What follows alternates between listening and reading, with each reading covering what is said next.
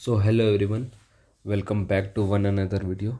And in today's video I am going to discuss about RRB NTPC Graduate 2025 exam जो कि मैंने दिया था। तो अपने स्कोर कार्ड शेयर करूँगा और क्या सही हुआ क्या गलत हुआ वो सब डिस्कस करूँगा, क्योंकि अभी एज यू गाइज नो अभी ग्रेजुएट का वापस से एग्ज़ाम हो रहा है एनटीपीसी का। तो ये वीडियो जो भी रेलवे एस्पिरेंट है जो अभी ये वाला अटेम्प्ट दे रहे हैं और जो आगे देने वाले हैं उनके लिए बहुत हेल्पफुल रहेगा। तो पहले तो फर्स्ट ऑफ ऑल मैं अपने मार्क्स शेयर कर देता हूँ। तो ये प्री का है, ठीक है। तो रेलवेज़ में कैसा होता है कि कुछ क्वेश्चन इग्नोर भी कर देते हैं वो लोग बाद में, मतलब सॉर्ट ऑफ आप समझ सकते हो कि डिलीट हो जाता है कुछ क्वेश्चन।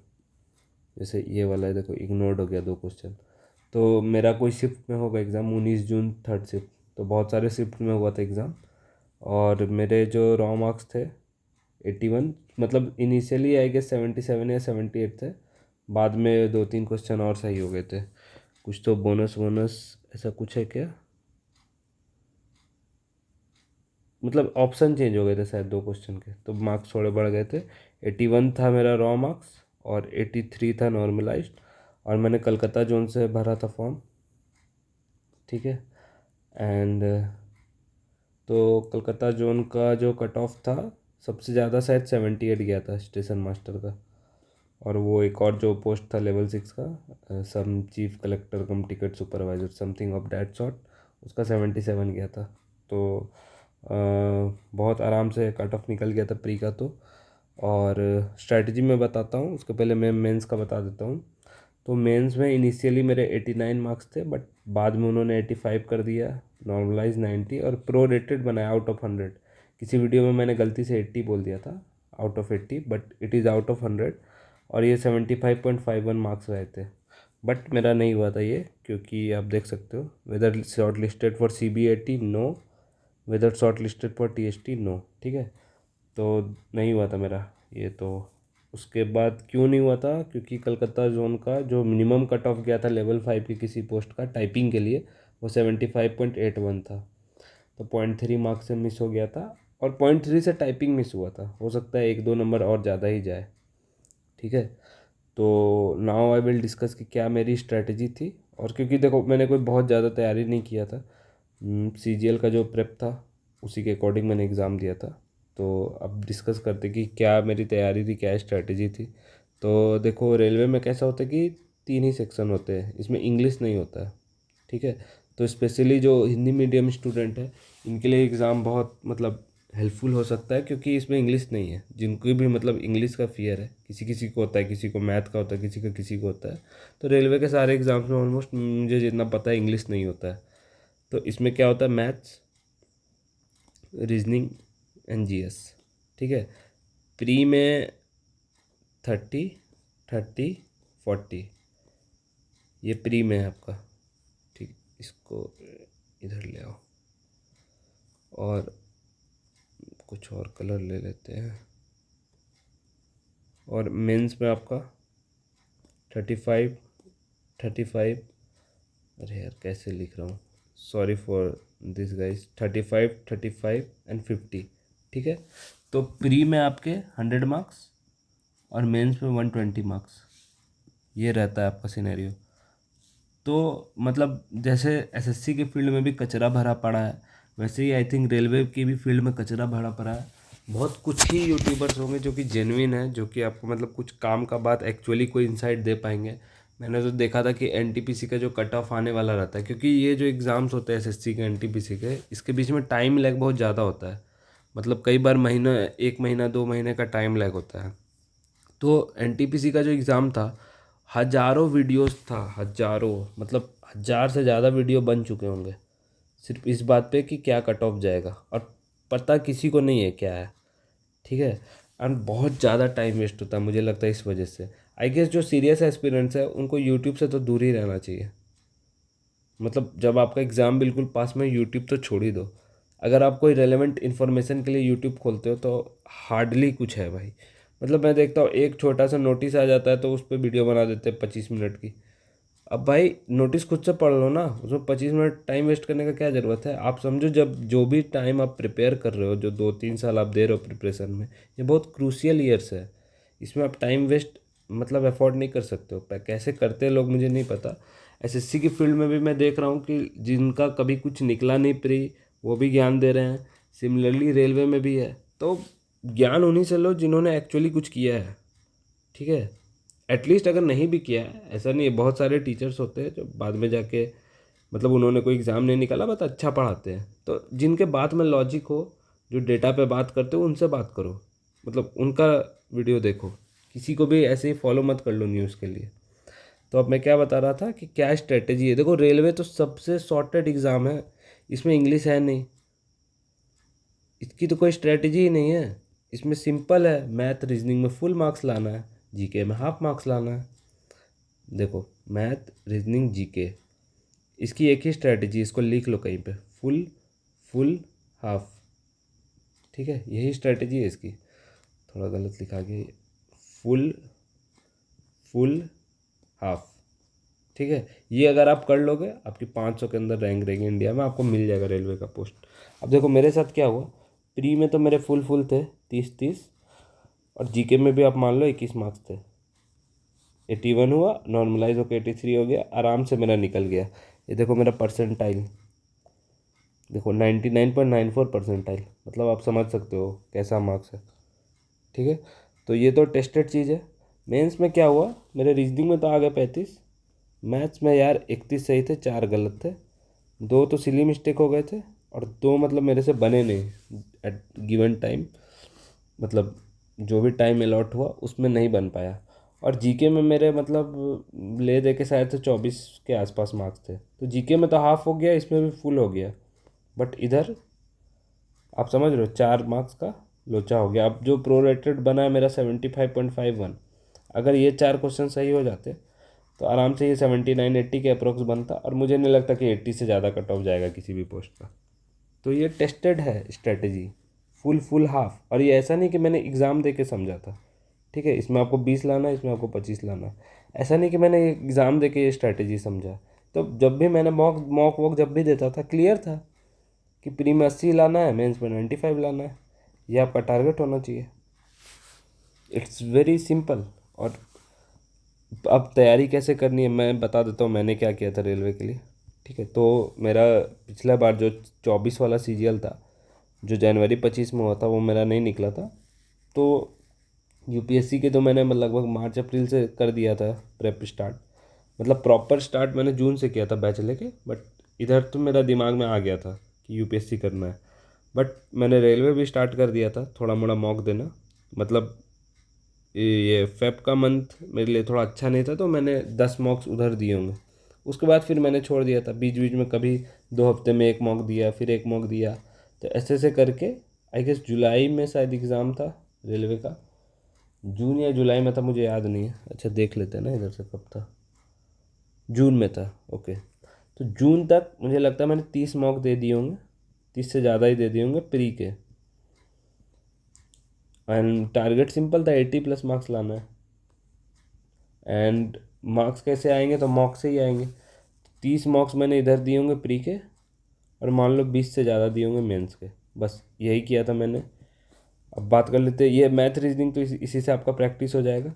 जीएस में मैंने क्या किया था, मैं परमार सर का ही रेलवे का जो पीवाईक्यू सीरीज़ था, वो मतलब 15 लेक्चर देखे थे।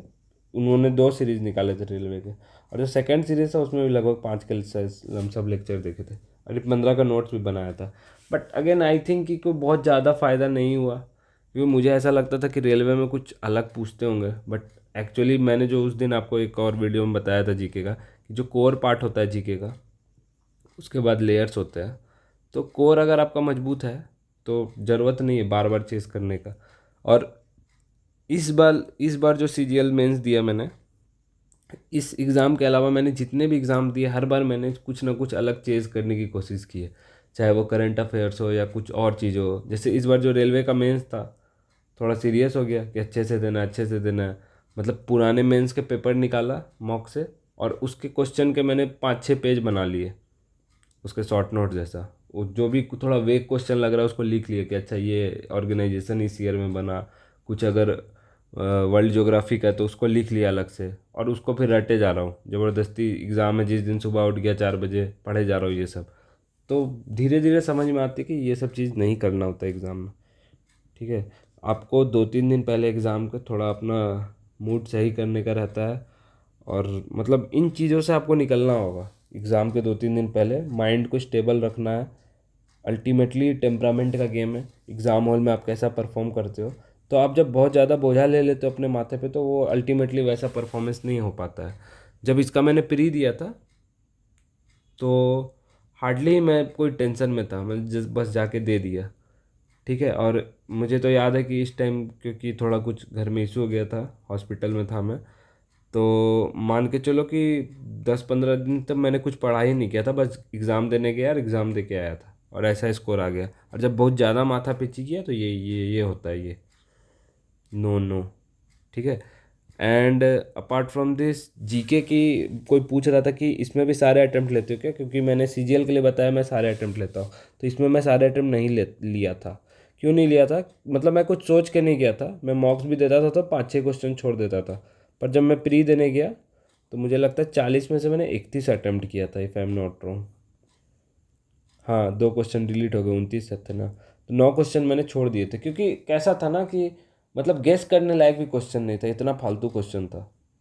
9-10 क्वेश्चन बहुत ख़राब थे, मतलब आप उसमें गेस भी नहीं ले सकते हो। जैसे अब कोई चीज़ का डेटा पूछ दिया कि कितना करोड़ होगा, 5,235 करोड़, 6,738 करोड़, ऐसे ऐसा 4 ऑप्शन दे दिया। समझ रहे हो, 7,000 समथिंग करोड़, और मान लो 4,000 समथिंग करोड़, तो क्या ही मारोगे आप इसमें। ऐसे ऐसे 9-10 क्वेश्चन थे, सेम मेंस में भी। 50 में से मान के चलो 10 क्वेश्चन फालतू थे और मैंने छोड़े थे। आई गेस, याद तो नहीं है, अच्छा खासा टाइम हो गया अब। मतलब मुझे लगता है कि 15 क्वेश्चन छोड़ सकते हो आप, 10-10 तो छोड़ ही दो। ठीक है, 30 इधर अटेम्प्ट लेना, 40 इधर लेना। बट कोई ऐसा नहीं है कि रफ एंड टफ यही स्ट्रैटेजी है। आप इसको चेंज भी कर सकते हो according to the question paper. इस बार का मैंने रिव्यू नहीं लिया, अगर आपको लगे कि 40 क्वेश्चन आपको लग रहे हैं मारने लायक तो मार दो, कोई दिक्कत नहीं है। बहुत लोग इसमें भी फुल अटेम्प्ट लेते हैं, और अल्टीमेटली देखो हुआ तो वही, 2-3 नंबर से छूट गया ये। तो जो 10-12 क्वेश्चन मैंने अटेम्प्ट नहीं लिए तो ले ही लेता। अगेन जैसे कि आप लोगों को बताया ये चीज़ मैंने पहले भी वीडियोस में, कि अगर नहीं होता है ना तो फिर वो खड़ता है कि वो 10-12 क्वेश्चन भी क्यों नहीं अटेम्प्ट लिए, ले ही लेता। और देखो क्या क्या हुआ था इसमें, तो 7 क्वेश्चन तो इन लोगों ने डायरेक्ट इग्नोर कर दिए थे, बहुत सारे क्वेश्चन के ऑप्शन चेंज हो गए थे। तो सिमिलरली क्योंकि टीसीएस ही कराता है रेलवेज का भी, तो ये सब नौटंकी इधर भी रहती है। मतलब कोई हार्ड फिक्स स्ट्रैटेजी नहीं है, जैसे ऐसा दिमाग में लेके कभी भी कोई एग्ज़ाम में नहीं जाना कि मैं इतने ही क्वेश्चन अटेम्प्ट लूँगा। मॉक्स दो। अगेन जो चीज़ मैंने एसएससी के लिए बताई है वही सेम सिमिलर चीज़ है, कोई भी एग्ज़ाम हो। आईबीएससी आईओ भी मैंने 2 बार निकाला है प्री, तो उस सेम चीज़ है उसमें भी। मॉक्स दो, मतलब आईबी में तो ज़्यादा मॉक्स भी नहीं दिए, 10-10 मॉक्स दिए होंगे, 10 भी नहीं दिए होंगे इस बार तो वही है, सेम सेम प्रोसेस, किसी भी एग्ज़ाम का सेम प्रोसेस है। अभी यूपीएससी भी दूंगा तो समझ में आता है उसमें क्या लैग है, क्वेश्चन प्रैक्टिस की कमी है। मतलब भाई किसी का ने अगर एक बार सिलेबस कर लिया यूपीएससी का और 100 मॉक दे दिए, 100 नहीं 50 भी, चलो 100 तो बहुत ज़्यादा हो गए, 50 मॉक भी दे दिए और उसको एनालाइज कर लिया 50 दिन, मतलब 50 दिन दे दिया इस चीज़ में क्वेश्चन प्रैक्टिस में, निकलेगा भाई। मतलब अगर एकदम ही दिन खराब हो तो समझ में आता है, बट निकलेगा, ऐसा कुछ नहीं है, कोई भी एग्ज़ाम मॉक से ही निकलता है। जो बेसिक रिक्वायरमेंट है सिलेबस की वो आप एक बार कर लो, तो आई डोंट थिंक कि कोई भी ऐसा एग्ज़ाम है जो किसी से नहीं निकले। ठान लेगा एक बार इंसान तो कुछ भी कर सकता है लाइफ में। मैं मतलब ऐसा थिंकिंग रखता हूँ। एंड और क्या बोलना है, जो भी अभी रेलवे का इस बार का एग्ज़ाम दे रहा है यार, मेरा तो फॉर्म छूट गया इस बार का, जल्दी जल्दी मैं भर ही नहीं पाया। सोचते रह गया भरूंगा भरूंगा, भरा ही नहीं। तो जो भी इस बार एग्ज़ाम दे रहा है सबको ऑल द बेस्ट। अच्छा करो, फोड़ के आओ, और बहुत ज़्यादा स्ट्रेस मत लो। अगर if you are a CGL aspirant और आप रेलवे की तरफ जा रहे हो तो मैंने भी ये गलती की है, आप बोल सकते हो। आदमी मतलब भागने लगता है कि अभी एनटीपीसी, अभी एनटीपीसी पढ़ते हैं, फिर अभी 1-2 महीने में सीजीएल आ जाएगा तो सीजीएल पढ़ते हैं, फिर मान लो इसका प्री निकल गया फिर इसका मेंस, तो एक लूप में फंस जाता है। आपको एक चीज़ फिक्स कर लेना चाहिए कि सीजीएल मतलब सीजीएल, और इर्द गिर्द होता है, बाकी चीज़ इर्द गिर्द होता है। हम लोग क्या करते कि जब जो एग्ज़ाम है उसी पे पूरा फोकस कर लिए। ये गलती मैंने की है, इसीलिए 2 साल बर्बाद हुए इधर, नहीं तो नहीं होते। अगर कोई सीजीएल 1 साल ढंग से पढ़ लेगा ना तो उसका सीजीएल नहीं निकले, ऐसा हो ही नहीं सकता है। ठीक है, लक वक थोड़ा होता है, हो सकता है आपके फेवर में नहीं रहे, बट आप एक जॉब तो ले ही लोगे सीजीएल में। मतलब ऐसा नहीं बोल रहा हूँ कि टॉप रैंक ले आओगे 500 के अंदर, बट एक जगह सुनिश्चित करना उतना मुश्किल भी नहीं है यार। कंपटीशन है बट उतना भी नहीं है, मतलब रेलवे से तो कम ही है सीजीएल में। एटलीस्ट रेलवे में तो बहुत कंपटीशन है यार। मतलब आप समझो, रीजनिंग में फुल लाने के बाद 35, मैथ्स में 31 सही 4 गलत, और जीके में हाफ लाने के बाद भी नहीं हो रहा है, लेवल 5 भी नहीं मिल रहा है, तो कंपटीशन तो टॉप नॉच है रेलवे में, बॉस सीजीएल से ज़्यादा है। हाँ, वैकेंसीज भी कम रहती है बट कंपटीशन है, रेलवे में है। सो बट डरना नहीं है आपको, ऐसा मैं डरा नहीं रहा हूँ, बट मैं बोल रहा हूँ कि अच्छा कंपटीशन है। आपको मैथ्स रीजनिंग में फुल लाना होगा, क्योंकि 1.5 घंटा का टाइम बहुत होता है। ठीक है, लाने वाले ले आते हैं, लाए हैं तभी मैं बाहर हुआ हूँ। ऑब्वियस सी बात है, किसी ने तो अच्छा परफॉर्म किया, किसी ने किया, बहुत लोग ने किया, तब तो बाहर हुआ हूँ ना। तो है, टफ तो है, नो डाउट, कोई भी गवर्नमेंट एग्ज़ाम टफ तो है। तो सीजीएल में भी कंपटीशन है, मैं ऐसा नहीं बोल रहा हूँ, बट अगर आप रेलवे से कंपेयर करोगे तो कम है। ठीक है, सो ऑल द बेस्ट जो भी अब एग्ज़ाम देंगे रेलवेज़ का। ठीक है, और बाकी कोई डाउट हो तो आप लोग कमेंट सेक्शन में पूछ सकते हो। देखो, कोई बहुत ज़्यादा तो मुझे रेलवे का नॉलेज नहीं है, बट ये जो फुल हाफ की मैंने स्ट्रैटेजी बताई है, इट्स बेटर आप जो 50 वीडियो देखते कि ये स्ट्रैटेजी वो strategy, simple strategy, full half, full half, इससे बेस्ट मुझे नहीं लगता। एक लाइन की स्ट्रैटेजी, इससे अच्छी आपको कहीं पे भी रेलवे की स्ट्रैटेजी मिलेगी, और टेस्टेड स्ट्रैटेजी है, मैंने करके देखी है। प्री में 99.94 परसेंटाइल, मेंस में हो नहीं पाया, होता तो जॉब लग जाती लेवल 6 की, लेवल 6 ही हाईएस्ट होता है। सो इसी के साथ I end this video. And one more thing, कि अब नेक्स्ट वीडियो क्या चीज़ के लिए बनाना है आप लोग ज़रूर कमेंट करके बताएं। एक तो मैं सोच रहा हूँ कि मैथ्स के लिए मैंने क्या किया बता दूंगा। देखो, मैथ्स का मैं क्यों नहीं वीडियो बनाता हूँ, उसके पीछे क्या रीज़न है कि मैथ्स में कैसा है कि मतलब मेरे 68 ही आ रहा है प्रोबेबिलिटी वाले क्वेश्चन को लेके 90 में से, और इस बार बहुत से लोग 90 आउट ऑफ 90 लाएंगे। तो इन केस अगर मेरा सिलेक्शन हो जाता है तो आई वुड ट्राई कि मैं किसी ऐसे बंदे को बुलाऊं जिसके 90 आउट ऑफ 90 आए, और वो आपको इंसाइट्स दे, तो ज़्यादा अच्छा रहेगा। मैं अपनी स्ट्रैटेजी बता दूंगा, बट इट्स बेटर कि आप इनसे पूछो। ठीक है, अब जैसे रीजनिंग में मेरे 90 है, तो मैं रीजनिंग में आप लोगों को बता सकता हूँ, बट मैथ्स में I don't think I am the best guy, but still मतलब मैं फिर भी बता दूंगा, ऐसा नहीं है। मैंने CHSL अभी दिया था, उसमें 50 में 50 है। रेलवे में भी जो प्री दिया था उसमें 30 में 30 है। ऐसा नहीं कि मैं बिल्कुल ही गधा हूँ मैथ में, मैथ्स मेरी अच्छी है, बट फिर भी मुझे लगता है कि सीजीएल में मेंस में मैं नहीं ला पाता हूँ।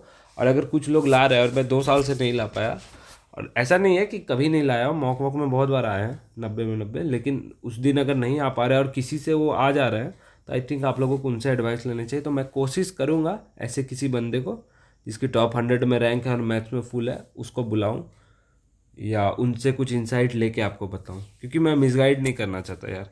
क्योंकि मैथ्स ही फंसाता है, मैथ्स ही फंसाता है या जीएस ही फंसाता है, और रीजनिंग इंग्लिश में दम नहीं है कि फंसा दे।